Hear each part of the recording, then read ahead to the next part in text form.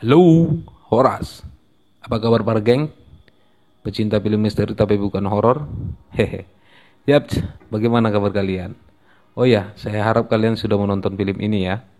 Karena akan sangat disayangkan kalau belum. Kita jadi gagal paham nanti. Hehe. Gimana pendapat kalian mengenai ceritanya?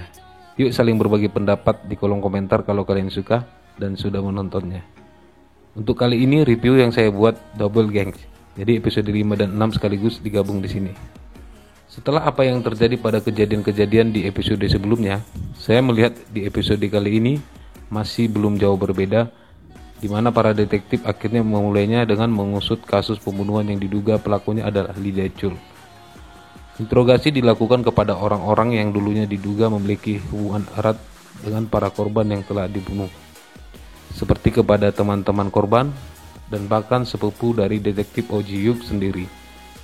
Dan di sisi lain, Kang Ducang kembali ke polisian lagi dari liburannya dengan alibi untuk menangani kasus lain.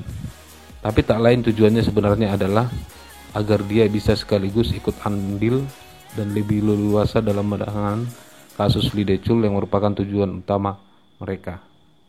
Dalam episode ini juga ada scene di mana detektif Oh Ji Hyuk kembali keingatan di masa lalunya yang buruk, yaitu ketika dia masih kecil, di mana ayahnya adalah juga merupakan korban pembunuhan yang sangat kejam dan keji, hingga saat ini tidak diketahui siapa pelakunya, dan ibunya yang harus bunuh diri setelah peristiwa tersebut. Dan memang benar sepertinya dia tidak punya siapa-siapa lagi selain sepupunya yang sekarang sedang diduga memiliki hubungan dengan kasus pembunuhan 5 tahun yang lalu. Wah, gak kebayang ya gimana rasanya kalau kita sedang menginterogasi dan mencurigai sepupu kita sendiri. Pasti akan rumit sekali.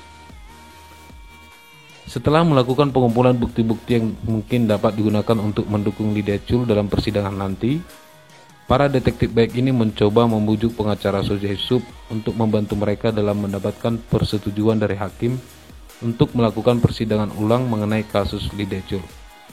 Jadi mungkin agak rumit ya meminta sidang ulang untuk kasus yang ditutup selama 5 tahun.